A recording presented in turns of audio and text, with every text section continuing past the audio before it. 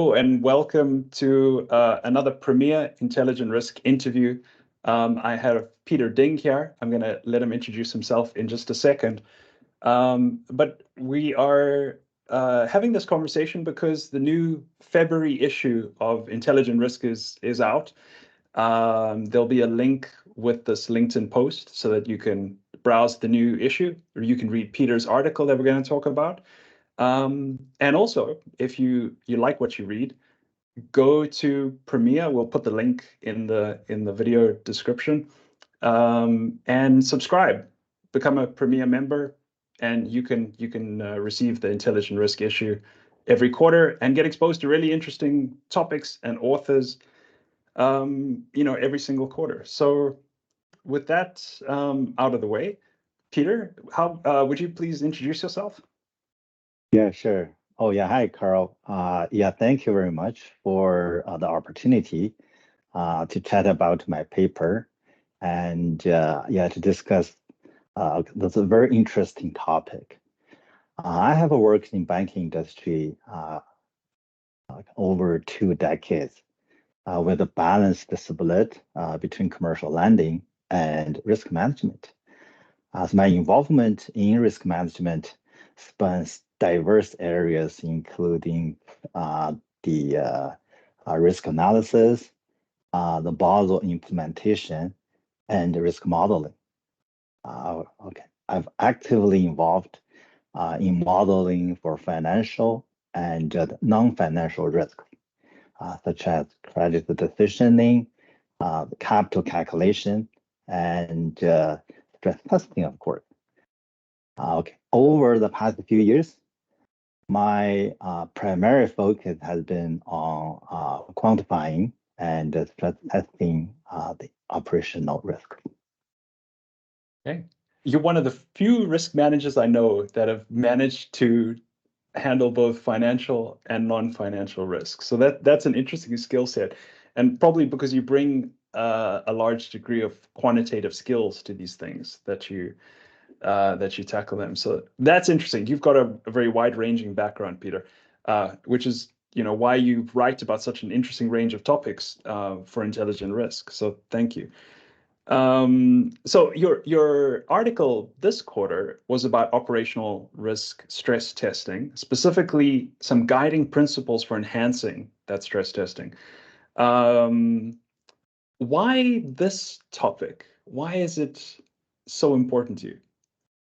Yeah, that's a very good question, Carl. I think the risk management cycles start with identifying and assessing risk. However, the regular risk identification process and the assessment methodology tend to have blind spots in 2 key areas. Firstly, in detecting unknown risk, and secondly, in assessing the unexpected losses of tail risk. Stress testing is one of the few available and effective tools that can help to uncover unknown risks and to gauge the potential magnitude of unexpected or extreme losses under adverse circumstance. While stress testing for operational risk has received growing attention and been broadly implemented for a few years. However, the stress testing of operational risk still face numerous challenges. As more studies and more research efforts are needed than to advance it to a more sophisticated and a mature stage. So why now this topic? And when we take a look around, we will see uncertainties everywhere. From wars and the geopolitical conflict to climate change, the natural disasters, the ESG concerns, and the cyber threats. So the fast-paced changing landscape is introducing unprecedented risk. So we've never needed stress testing more than now Yeah. to spot and to size up these emerging risks so that the organization can be well prepared for whatever comes their way. Yeah. Yeah, for sure.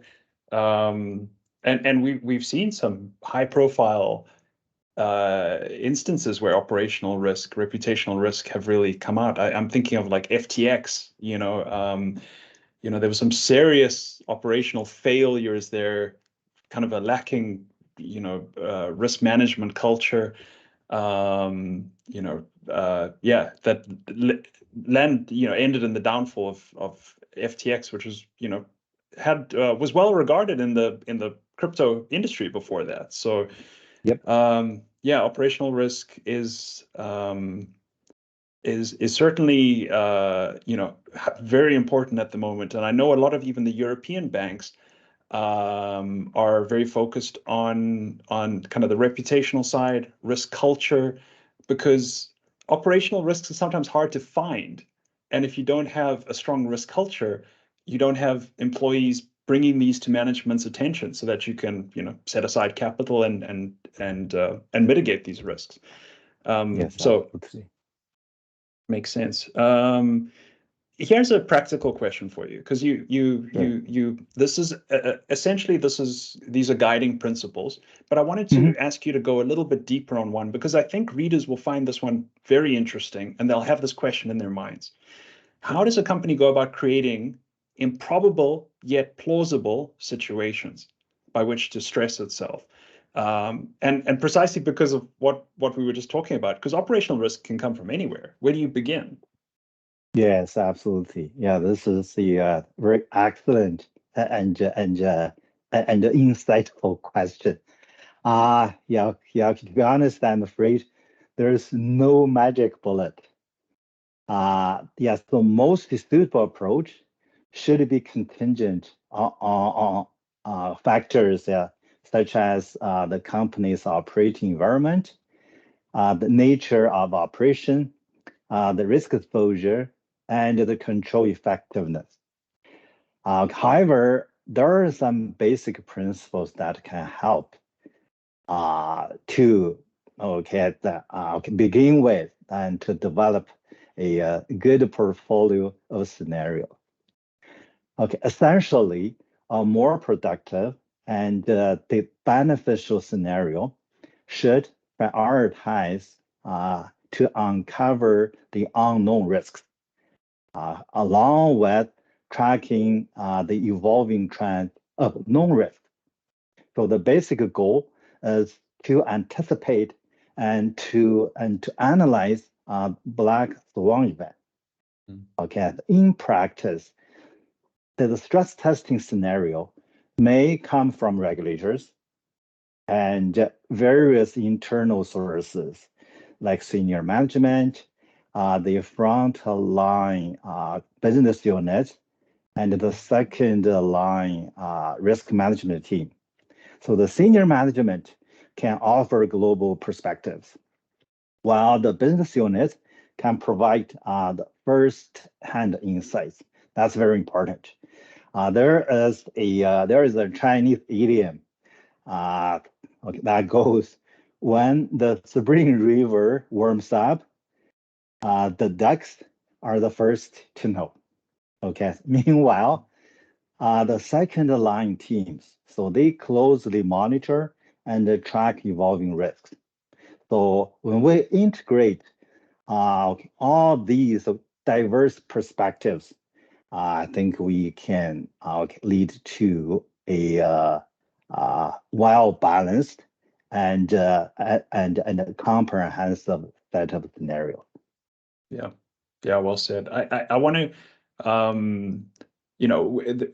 part of the focus this issue was about risk culture, which, at first glance, your article and risk culture are quite different. But as I'm listening to you talk, if you have a good risk culture that trusts, that is high in trust and open to creativity, imagination, then you will have these ideas for black swan events that will come from not just the ducks on the Spring River, but Yes. also the second line. There will be enough trust to bring up things, you know, and with operational risk, of course, bring up mistakes, things that we've done wrong, that we know we've done wrong. But in a low trust environment, you don't talk about that stuff. You don't want to be fired. You don't want repercussions. So risk culture and operational risk stress testing do have something to do with each other, and do benefit each other. Yes, Uh, absolutely. yeah. You also cover reputational loss, Mhm. and the need to estimate the impact of attrition, so losing banks, losing deposits, and so on. Let's bring up an example here. For Silicon Valley Bank, a liquidity crisis quickly turned into a run on the bank because of social media. It got around really quickly because a lot of Silicon Valley Bank's customers were VC, tech firms. They're all on social media. Most people are on social media, so it doesn't really matter. But the news spread very quickly of Silicon Valley Bank's issues because of social media.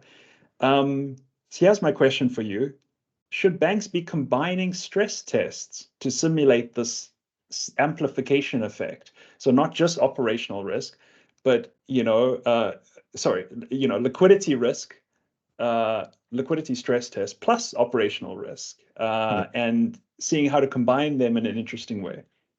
Yeah, right. Yeah, I think okay. To be honest, there's no better question for a stress testing analysis than this one. Yeah, I think the stress testing, yes, importance of stress testing or the scope of the stress testing can be viewed from different angles.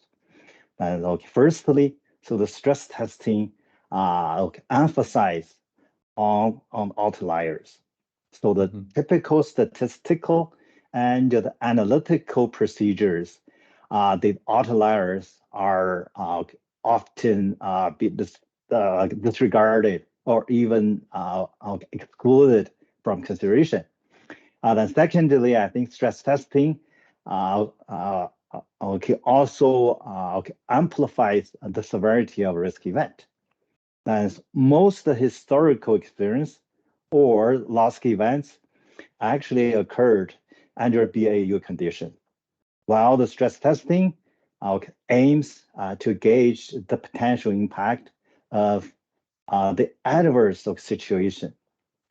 So the other perspective that is more